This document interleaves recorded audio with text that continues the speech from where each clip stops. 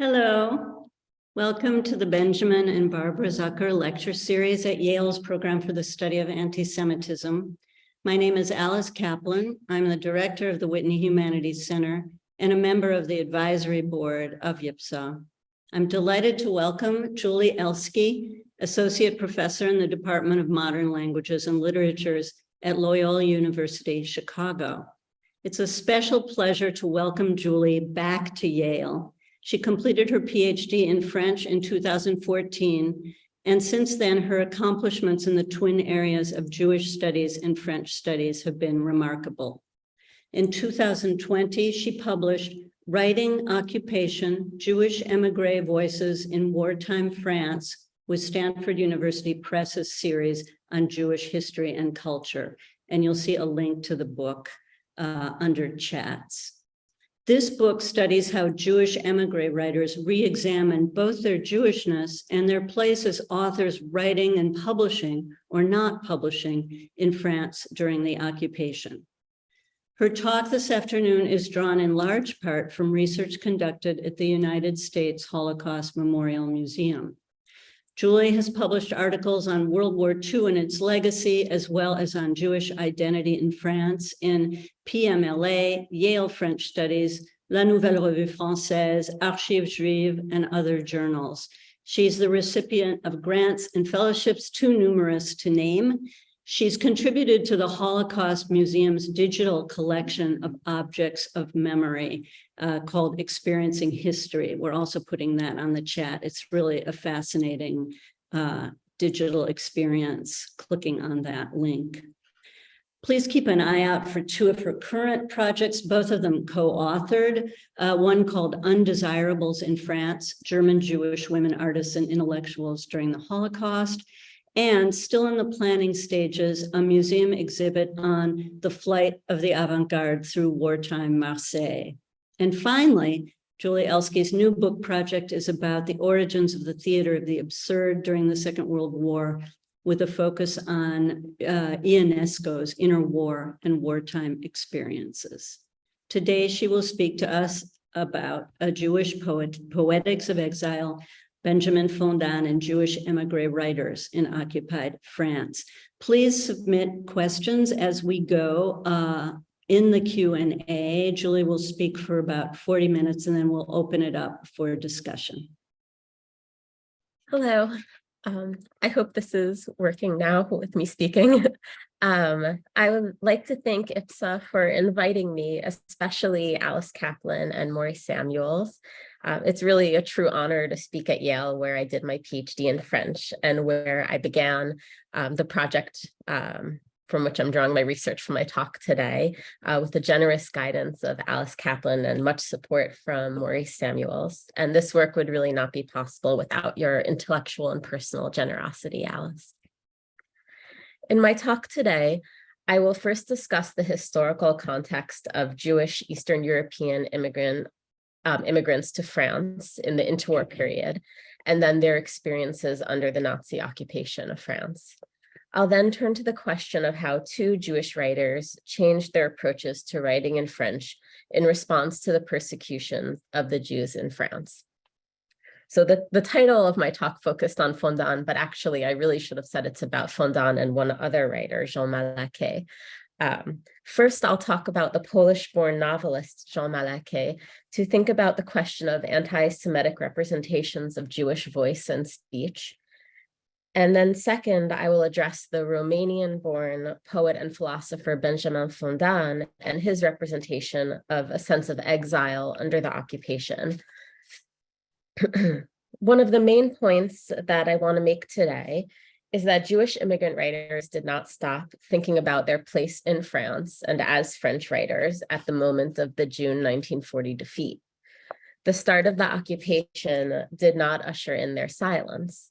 In fact, this period has often been overlooked in studies of European Francophonie and even in studies of Jewish writers in France. And by European Francophonie, I'm referring to non-French European writers who wrote in French, whether or not they immigrated to France. But I argue that the period of the occupation is a crucial period of study, and it was precisely under the occupation that these authors addressed the choice to write in French and faced anti-Semitism in new ways. Jean Malaquais and Benjamin Fondane were among a number of writers who came to France in their teens and 20s in the interwar period. And I want to share, so these are some of the writers I've studied. They came to France and mostly settled in Paris to become French writers in a country that represented universalism and Jewish civil rights. They also wanted to be part of a major literary center.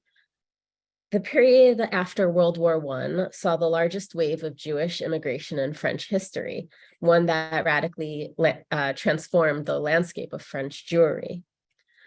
And I have some facts and figures here. But by 1940, of approximately 330,000 Jews in France, 140,000 were immigrants without French citizenship and 55,000 were naturalized. And you could see by 1926, 6% of the population of France were immigrants, Jewish and non-Jewish. And I noted an important law from August 10, 1927 that eased requirements for naturalization. And this will become important again under the occupation.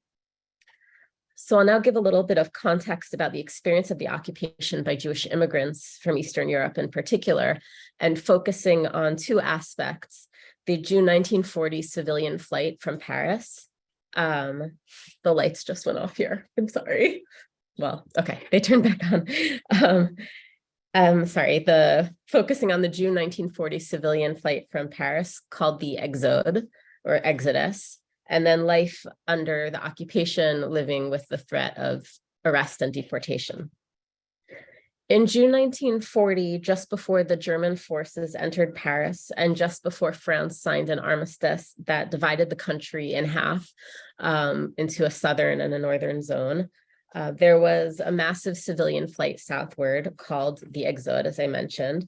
Paris's population dropped from almost 3 million people to between 700,000 and 1 million people. In a matter of weeks, this major city was emptied. Scholars estimate that the roads of France were flooded with around 6 million people, or 1/6 of the population, the country, and 2 million Belgians and Luxembourgers. Irène Nemirovsky famously depicted this flight in her novel Suite Française that was rediscovered in the early 2000s. And Benjamin Fondane also represented it. Émigré authors were in a unique position in June 1940, as they were fleeing in a country to which they had immigrated. Shannon Fogg has written extensively about how the Exodus forced people to rely even more on individual social structures and networks for survival. And émigré writers indeed often relied on their intellectual networks. And this was not always possible for other Jewish émigrés in France. As people doubly displaced from home, émigré writers were particularly in tune with the notion of exile. And this perhaps explains why they wrote during the war about the events of June 1940 in far greater numbers than their French-born colleagues. Aside from émigré authors' fictional texts, there are surprisingly few literary depictions of the Exodus that were written during the war, although there do exist many journalistic accounts. Whether in the occupied or southern zones, Jewish immigrants were subject to anti-Semitic and xenophobic legislation and were threatened with internment and deportation. As historian Patrick Weil argues, there was no clear division between anti-Semitic and xenophobic laws under the occupation. Rather, they were interwoven and even competed with each other. From the beginning of the occupation, the vulnerable status of Jewish refugees and recently naturalized Jewish French citizens was at the center of legal changes and government action. The law of August 10, 1927, that I mentioned earlier, eased requirements for naturalization, was used as a negative symbol of the supposed degradation of France, and it became a vehicle for denying immigrants the right to belong as French citizens. Over 15,000 French people were denaturalized, and 110,000 Algerian Jews lost their citizenship. Vichy passed anti-Semitic Jewish statutes in October 1940 and June 1941, and I indicate toward the bottom of this slide, a day after the first Jewish statutes, another law was passed that allowed for the internment of foreign Jews. After the defeat, foreign Jews were the first to be rounded up in Paris in the spring and summer of 1941. Approximately 3,000 foreign-born Jews died in French internment camps early in the occupation. With the collaboration of Vichy, Jewish foreign refugees in French internment camps were deported eastward in the first convoys from the southern zone in August 1942 to concentration camps. So I'm giving these numbers just to indicate that they were often the first wave of victims of deportations. The very tragically famous Veldiv roundup of July 1942 targeted almost 30,000 people who were stateless or unnaturalized immigrants, Jewish immigrants from Germany, Austria, Poland, Czechoslovakia, and the Soviet Union. By the end of the war, only 3% of Jewish people deported from France returned. 75% of Jews in France survived. And, you know, this is a number that's often in the news, and it's important to think about and also to be careful about it. But when you break it down, 90% of French Jews survived compared to 60% of foreign Jews. So I'm going to stop sharing for a moment, even though I'll share again. Under the occupation, numerous Jewish immigrant authors responded to anti-Semitism in new ways, especially with regard to the French language. These authors conceived of their position as Jewish immigrants through writing itself during the war, and just as they were rejected from France as immigrants and as Jews, or in reaction to this double rejection as immigrants and as Jews. Why do I focus on the question of French language? First, the language question is imbricated in the politics of assimilation and integration, including in citizenship law and across the political spectrum. This was the case during the interwar period and under Vichy. In the interwar period, as Nick Underwood has shown in his exciting new book, Yiddish Paris, French language lessons were an important part of the cultural activities of Yiddish organizations. Looking at the topic of language and integration from a totally different angle, the demographer Georges Malaquais published a study of immigration in France in 1932 based on racial classifications. The scholar Patrick Weil, who I mentioned earlier, has done a lot of work on Malaquais. Malaquais, that's M-A-U-C-O, refers to language as one of the main or the major factors of assimilation. He argues, based on a so-called fact, that Slavic immigrants cannot master the French language, which is obviously not true, but his argument is that. He argues that they are never going to be able to assimilate.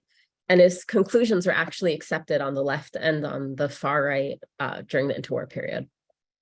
Malaquais would be considered one of the major specialists on immigration under Vichy when he wrote anti-Semitic texts. 1 month after the start of the occupation, the Ministry of Justice sought to create a new nationality code. And in this code, a criteria would be speaking and understanding French. And it should be noted that Vichy never succeeded in creating their new nationality code. The second reason for focusing on language is that many Jewish émigré writers responded in their literature and in their writing in French to a specific current of xenophobic, in the xenophobic press of the far right. The far right featured anti-Semitic and xenophobic representations of Jewish language and accent as the evidence of the impossibility of including Jews and Jewish immigrants in the nation. This attitude goes back to La France Juive, or Jewish France, written by the journalist Edouard Drumont in 1886, and it continues in the occupation. A foundational text of French anti-Semitism in the 19th century, Drumont's La France Juive declares that Jews cannot really speak French because they cannot truly think like French people. Drumont even claims that one can recognize a Jewish person from their pronunciation and their accent in French. And for Drumont, I'm using his terms, he says there's no difference between an Alsatian Jew and an immigrant from the Levant. A particularly interesting example of an article from the occupation draws on Jewish language among refugees in Marseille. And as I mentioned, there's a major civilian flight from Paris southward, and Marseille became a new center of intellectual life during the war. French and refugee artists from around Europe congregated there as they waited for visas to leave. And I'm excited to be working more on this aspect of Marseille's history with my colleague Alyssa Shapiro. From the viewpoint of the far right, the panorama of accents in 1940s Marseille, you can think of, there's a lot of writing about the cafes that resound with the accents of refugees. You find that representation both among refugees themselves and in the far right. But from the point of view of the far right, these accents that you could hear were the sign of racial corruption of the French city. Let me share again. Okay. The anti-Semitic collaborationist writer Lucien Rebatté describes the city in his article Marseille la Juive, or Marseille the Jew, which he published in the collaborationist newspaper Je suis partout. Marseille appeared to him to be dominated by Jewish immigrants from Eastern and Central Europe. One of the defining features of the new Jewish presence is their language, and Rebatté generalizes it as Yiddish. Which isn't necessarily the case, but the way he writes about it is that it's all Yiddish. And for Rebatté, Jewish language is a violent assault on the calm evenings of the terrace and the cafe terrace. And I have some quotes here. Cocktail hour is now Jew hour. When he hears a Jewish person talking, he says he spits out some words in Yiddish. As for other Jewish people frequenting the cafes, he writes, Yiddish explodes on their tongues, their claw-like hands wave around as high as their ears. Rebatté writes that the Polish and Czech Jews in the cafes seem to be conventional, but far from virile in his representation, middle-aged bourgeois men, but their language gives them away. He says, they're comfortably bourgeois in their gray suits, but with their sinister mugs of featherless owls, largely past their 50s, gibbering in their vile Yiddish, which resembles German mangled by a CD. So not only does Rebatté single out Jewish difference, but he also conflates, it's a really interesting quote, he conflates the Jew and the Arab. For CD is a derogatory term for a North African, an appropriation of the Arab honorific. So the Jew is like an Arab trying to speak German. As Sandrine Sanos writes in her book, The Aesthetics of Hate, Far-Right Intellectuals, Anti-Semitism, and Gender in 1930s France, and I'm quoting from her, colonial racism and anti-Semitism were imbricated rather than parallel in this far-right discourse. Rebatté's article is in fact a prime example of what Sanos describes as Je suis partout's approach in the 1930s, that again, I'm quoting her, promoted a racialized Frenchness whose boundaries were mapped through the simultaneous and necessary subjection of colonized subjects abroad in the empire, which allowed the denunciation and verbal persecution of French Jews within the nation. And these boundaries of the French nation were conceived of in terms of anxieties about masculinity and the exclusion based on racial and sexual difference. In his article on Marseille, Rebatté hears the male Jewish refugee accents, or what he reduces to Yiddish accents, on the Café Terrasse of Marseille as a threat to the boundaries of pure French and thus of a nation whose greatness must be upheld through empire. It is a sign of an unchangeable and inassimilable Jewish otherness. And in the context of the war, I want to mention that accents are particularly fraught. For example, speaking in what would be thought of as a foreign Jewish accent would expose you as a refugee and thus expose you to the threat of deportation. Racist and xenophobic ideas about Jewish accents were not new to the period of the occupation. Sander Gilman argues that the stereotype of, quote, the Jew who sounds Jewish or too Jewish stands for the Jew who unmasks himself or herself as, quote, possessing all languages or no language of his or her own, and as such is inherently different and corrupt. In a xenophobic and anti-Semitic book published in 1939, La Grande Invasion, the author Saint-Germain entitles a chapter Le Petit Commerce, as I note here on the PowerPoint. And in this chapter is about how Jews and foreigners are taking over small shops in France. And this title is a caricature of Jewish voice. This is like how the way in French you have this kind of mocking of the Jewish voice. And we see this the B and the G in other texts, including in Balzac's novels, as Maurice Samuels has written about. And it's important to think about these continuities in the discourses of Jewish voice and anti-Semitism and anti-Semitic representations of Jewish voice, to take into account how the writers respond to this in the interwar period and during the war, because I don't want to just bracket off the years of the occupation, 1940 to 1944, as if it's this closed off time, but it's rather part of a continuous time in the lives of these writers. So I'll finally get to Jean Malaquais. Jean Malaquais is and I'll maybe stop sharing my screen for a moment. Jean Malaquais is the pen name of Vladimir Malaquais, a Polish-born novelist who came to France in the 1920s.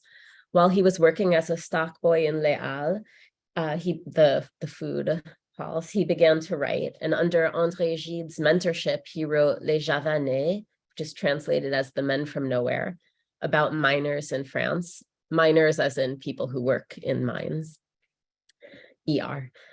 He won the 1939 Prix Renaudot Literary Award for this novel. And after the French defeat, Malaquais fled to the Southern Zone. He survived with the help of writers and editors who were now based in the south of France. And eventually he moved to Marseille and joined its world of intellectual refugees. During the war, he began to engage with the idea of Jewish language and Jewish characters in his novel, Planète sans visa, or World Without Visa. And so this is an example of a kind of shift in writing. He really begins to write about Jewish voice during the war. He wrote World Without Visa over the course of 5 years, from 1942, while he was waiting for a visa in Marseille, to 1947, when he was living in Mexico. And he was able to get out of France with the aid of Varian Fry's famous Emergency Rescue Committee.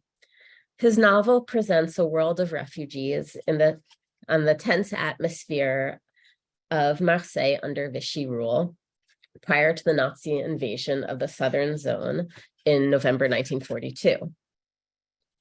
In World Without Visa's multilingual society of refugees, Malaquais reclaims and valorizes what was mocked in the anti-Semitic press, both the use of Yiddish and Jewish refugee accents, as I showed in the article Marseille la Juive.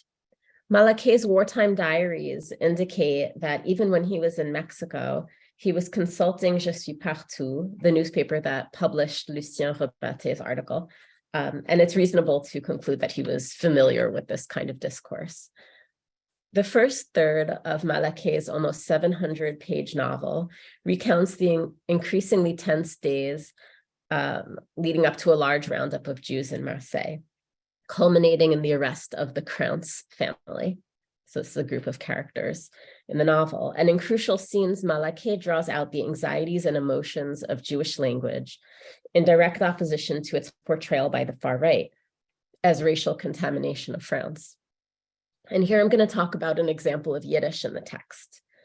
The reader first encounters the characters Pavel and Sonia Krantz, who are Jewish refugees from Poland, on the day before their arrest. They are in conversation with Gustave Henri Hirsch, or Hirsch in English.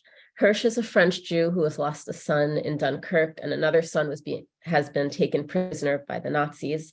His father is interned in the Drancy camp outside of Paris, and he now sees himself as the last of the line of the French Hirsches. The narrator specifies that this group is speaking in French, which is the only language that Hirsch understands.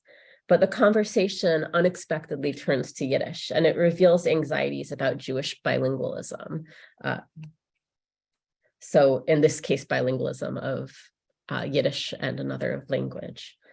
Sonia Krantz's hold on her sanity has been slipping over the course of the conversation as she fears the worst for her family. And as the group is discussing exit strategies and visas, Hirsch begins to laugh hysterically. And Sonia yells in his face and screams that she wants to know what he knows and isn't telling her. And amid all the anger and the tension and fear and Hirsch's laughter, they kiss. And Pavel, her husband, begins to curse, first in Polish, then in German, then in Yiddish. And the Yiddish is actually represented in the text, interestingly, in French, not in Yiddish, but he's supposed to be speaking Yiddish. So it's an interesting thing that happens here. And I have a couple of examples of black ear in your guts, and it's not a typo in the text. The words are all linked together.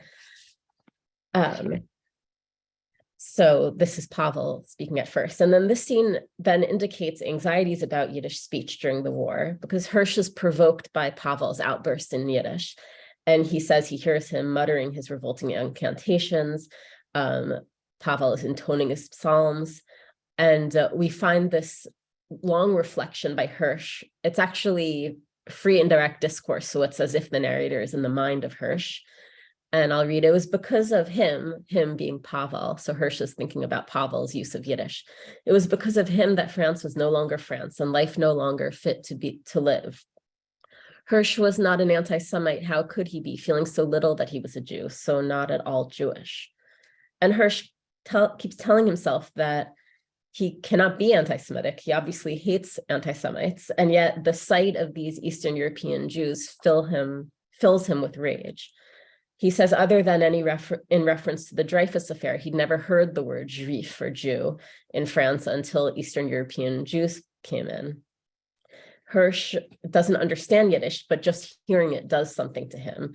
And what begins as this terrible condemnation, he goes on and on, of Eastern European immigrant Jews, ends with sympathy and love. For Hirsch soon sees that he doesn't believe any of the horrible things he's thinking of the immigrants, and he realizes he's just scared out of his mind.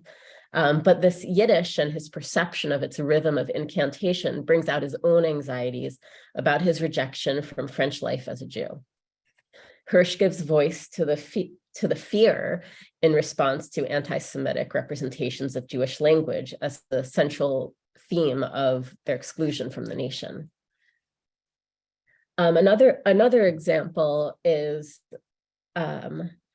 thinking about accent. So I spoke about Yiddish in the book, and now I like to think about how Malaquais responds to accents in the anti-Semitic press. And I would say it's a kind of form of a reappropriation or reclaiming these accents. He uses the same belittled speech, but now against racial discourse about accents. So we have another character named Raya Bergman, who you see in the first line, she's thinking she just had a dental procedure. She's Jewish, we know that, and she's had a dental procedure, and she is just speaking with S's and Z's and shows this. I'm giving you the excuse me, English translation. Sorry, I have water. But the French would be B's and D's. And so it's kind of a joke because she had a dental procedure, and that's why she's speaking in the way that you would normally associate with the stereotypes of Jewish voice. But actually, Malaquais revised the novel, which was originally published in 1947. He revised it in the 90s, right before he died, for a republication. And he changed this scene so that we first meet Raya, and she's just speaking in this accent that would normally seem like a stereotypical Jewish accent. And I provided the quotes here. And then as it goes on, you realize she's only speaking that way because she had a dental procedure. But you still think, when he says the dentist said that her good old diction would come back, and you think, oh, she probably doesn't have what this French dentist would think of as good Jewish diction. But then you learn more about her, and you realize that she's actually from Brittany. And so in this scene, Malaquais is kind of playing with our assumptions or breaking our assumptions of Jewish accent to make a kind of joke about it here. And he's disrupting a category that at the time left no room for disruption. He's doing this in the face of anti-Semitic writings in which language cannot surprise us, but instead is supposed to be a defining aspect of race. So these are just some examples I'm giving you of how Malaquais kind of takes anti-Semitic discourse about Jewish speech and turns it on its head. So I'd like to finally go to another author, Benjamin Fondane. There's a great photograph by Man Ray that I wanted to share. And I want to look at his portrayal of displacement and exile under the fear of arrest and the threat of deportation. Fondane was a Romanian-born poet and philosopher who immigrated to France in 1923. He was already an active member of the Romanian literary avant-garde in Bucharest before he emigrated. He became a French citizen in 1938 and was mobilized into the French infantry and served in what has been called the Phony War. He was taken prisoner by the Nazis in the Loire region in June 1940, just a few days before the armistice. After he escaped, he found himself on the roads in France during the civilian flight that I described before.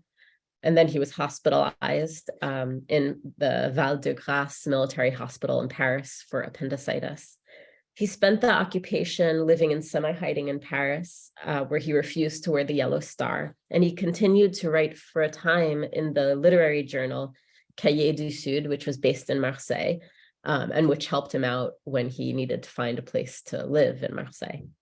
And I wanted to share a really amazing postcard that he wrote to Jean Ballard, who was the editor of Cahiers du Sud. He wrote this in October 1940. And on the postcard, he expressed his intention to continue publishing. Ballard was actually instrumental in helping get Fondane citizenship before the war. And Fondane turns this postcard into a creative text. It's the censored wartime card with simple fill-in-the-blank lines used by soldiers to communicate briefly about their welfare with their families.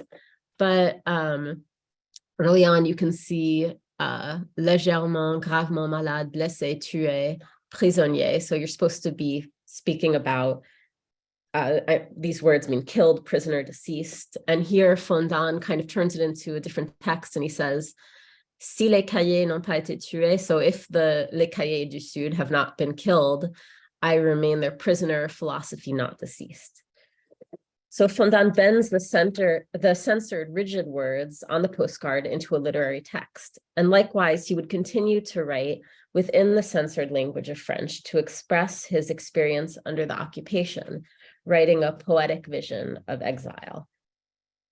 Fondane is a particularly interesting case for thinking about how authors changed their approaches to writing and how they responded to their position in France under the occupation. And I say that because he revised most of his poetry, much of it already published during the war. And he left these revisions behind with his wife who survived him. And he reorganized his poems into a collection called Le Mal des Fantômes, which could be translated as the ache of phantoms, or maybe a play on words of Le Mal de Pays, which means homesickness, so maybe homesickness of phantoms. And it was first published in the 60s and is only now really being translated into English. The multiple manuscript versions of Le Mal des Fantômes are housed at the archive Bibliothèque littéraire Jacques Doucet in Paris. And these archival materials really bring to life the way Fondane was questioning and reworking his ideas and thinking about exile in particular. And at this point, I would like to focus on one very long poem that Fondane revised during the war, Ulysse, or Ulysses. And he began it in 1929 when he was in Argentina working on a surrealist film project, but he finished and published the poem in 1933. Already in the interwar version of the poem, Fondane creates a Jewish Ulysses on a 20th century voyage to the Americas, actually, and beyond, always in exile. And he's accompanied by immigrants who are displaced after World War I and in the wake of pogroms. Fondane marked up the 1933 edition of Ulysse, published by Cahiers du Journal des Poètes, making revisions in the 1940s by hand on its published pages, writing out new pages and typing out new sheets of poems. And this archival object really shows the shifts in his writing. On the title page, he crossed out the date of publication and changed it to 1944. He updated his list of published works. He crossed out the name of the publisher, and on a different page than from here that I don't have an image of, he creates his own invented press name called Éditions Sans Fin, or No End Editions, as if to indicate that his writing would be interrupted or that he found no sense of completion. As a Jewish émigré writer, Fondane was now cut off from literary life in occupied Paris because it was illegal for him to publish.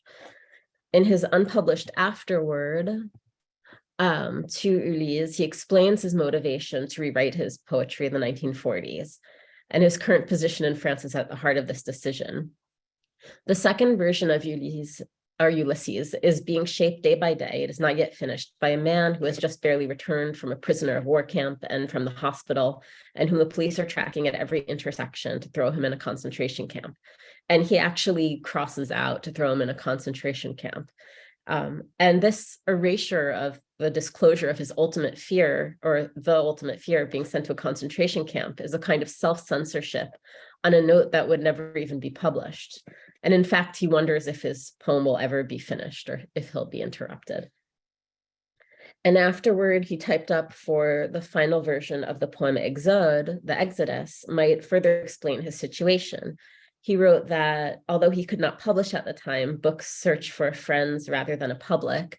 And he kind of ends it saying that he ends it with a line that's often used in resistance pamphlets, which is, he asks the reader to take the trouble to recopy or have recopied his text. So since he could no longer publish openly as he had done before the war, Fondane creates his own edition of his poem. And I can show one particularly telling change that has been studied before, especially by Monique Jutrin, who's written a lot about Fondane.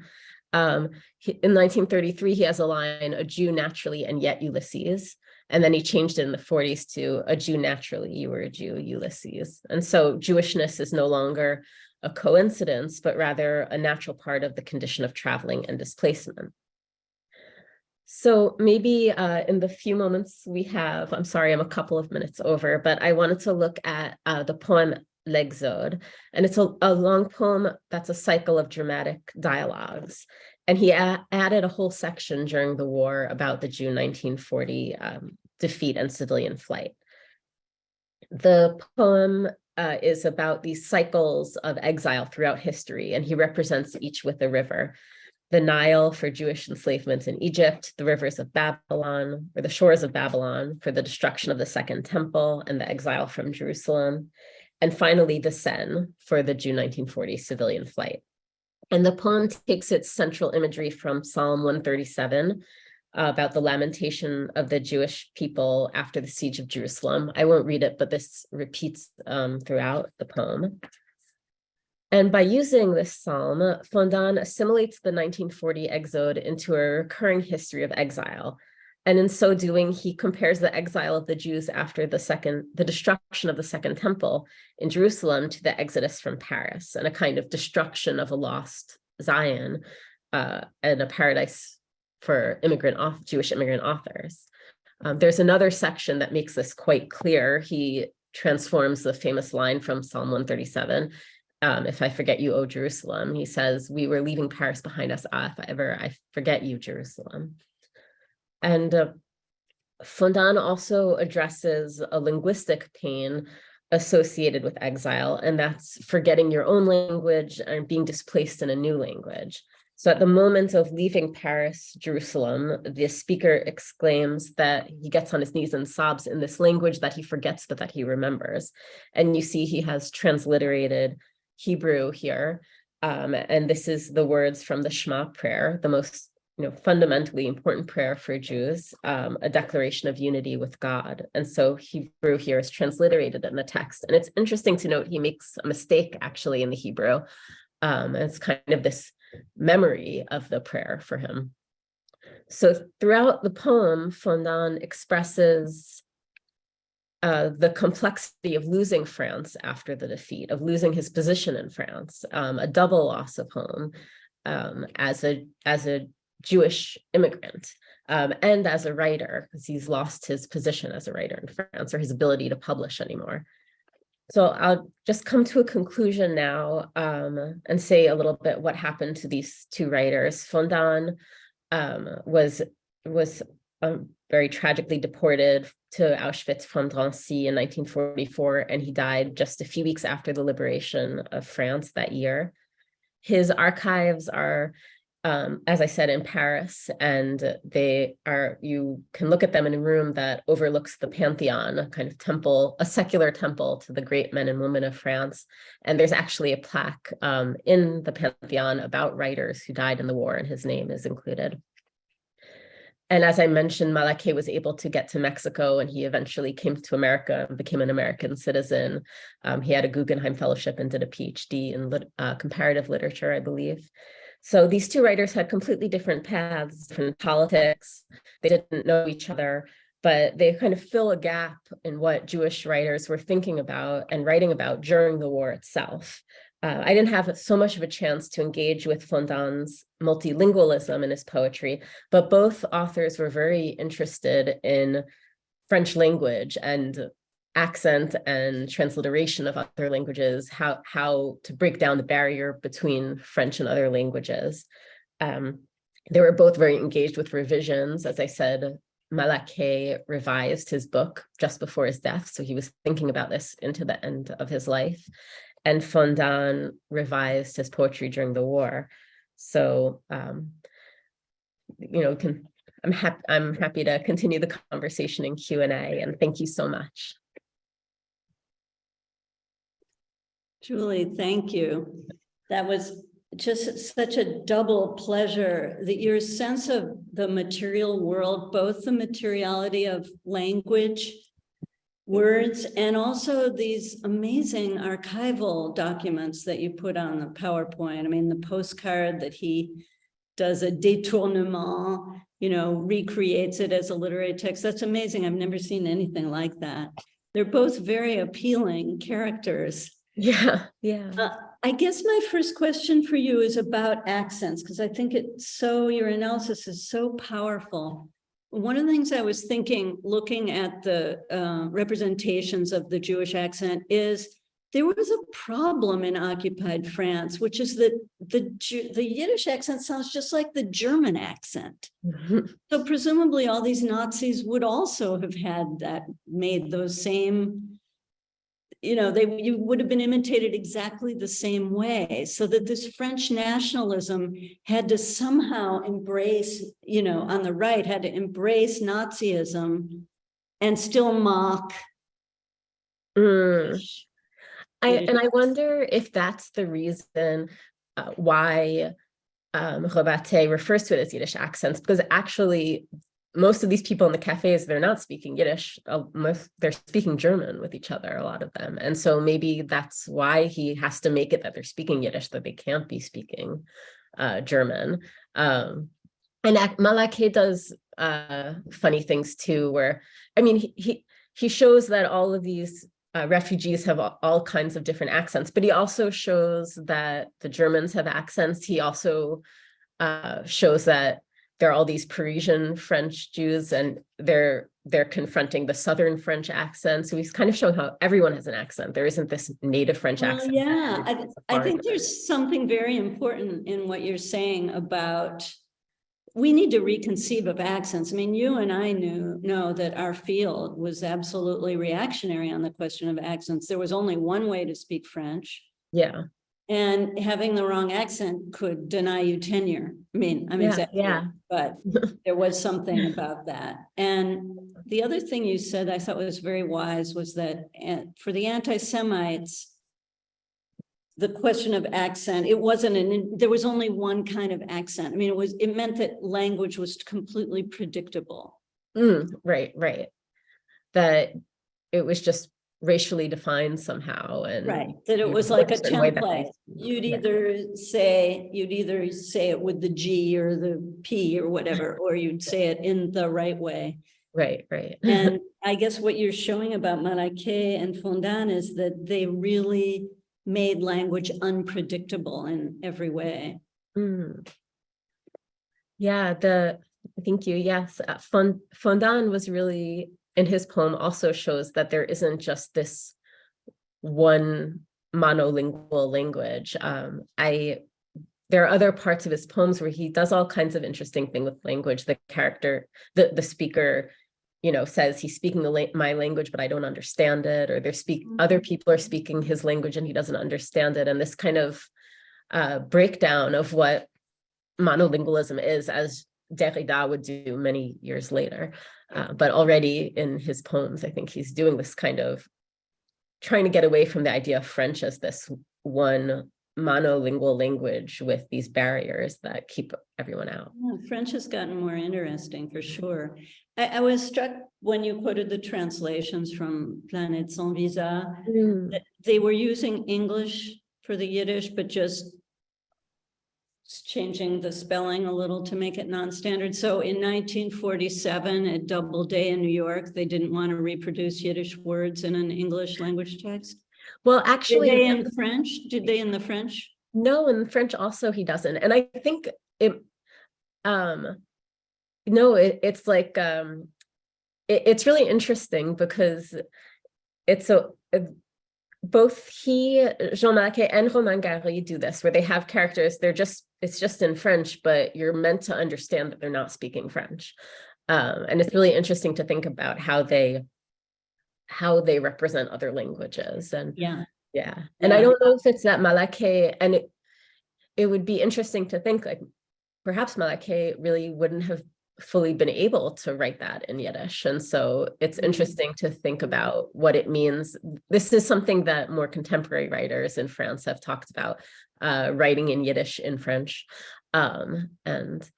Also, actually, a lot of different contemporary writers have talked about this idea in America also. I mean, it's how you signify another language within the language, I guess. Right. Isn't there an expression like en français dans le texte or en anglais dans le texte? Oh, yes. In a footnote. Yeah. We have a few more minutes. If there's some questions, if there aren't more questions, you and I could go on talking forever.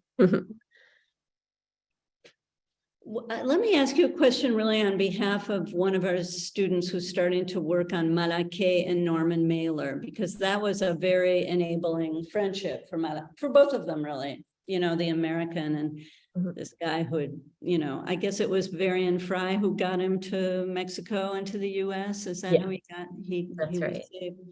And what do you think Norman Mailer learned from Malaquais' multilingualism? I mean, certainly we don't associate Mailer with that kind of language play. Yeah, that's interesting. I don't know if I have a really good answer. What I have heard because Malaquais translated a text by Norman Mailer, but I have seen one kind of film discussion between the two authors, and they were especially talking about politics because Malaquais was I didn't have a chance to really get into this, but he was a very committed Trotskyist. And so Mexico was the right place for him. Right. Yeah. And so they're talking a lot about that, and Malaquais I was saying how he never compromised himself in any way, and he was very staunch in his support. So what stands out to me more is their conversation about politics, I must say. But it is really interesting to think about the connection between these two. Certainly think of Mailer as a super New Yorker, and forget that he was I think he was in France for a year, wasn't he, on the GI Bill? Oh, yes, I think so. Yeah, I'm not so. Yeah, I'm sorry, I'm taking you away from your topic. No, not at all. But I know that there are letters with them help it figuring out like places to stay in France or vacation apartment in Paris. So it's such an unexpected connection, Norman Mailer and Malaquais. Can I ask you a little more about translation? So Malaquais translated himself? No, Peter Grant translated. Peter Grant translated him, but there was actually a different person who was supposed to originally translate him. And there's a really extensive correspondence between him and his translator. And you see that Malaquais had a really amazing grasp on English. He was a really talented polyglot. He knew many languages. He must have been very involved in the translation. He was, and it's interesting the things he specifies to the translator. His archives are at the Harry Ransom Center. I'm very accessible. Fantastic. There's been all this work done recently on the lives of translators and on translator-author relationships, and this sounds like really a good archive for people working on that. Yeah. Definitely. It's a really interesting correspondence. Yeah. Yeah. Somebody is asking if the conversation is going to be taped, and I think Inessa said that it was going to be taped. Let me see what she's answering. Yes, in a couple of weeks, people will be able to listen to this conversation on, listen to Julie's lecture on a recording, which is great because there was so much rich textual detail and ways for us to go back and reread these two writers. So I just want to thank you very much. Thank you so much for the invitation.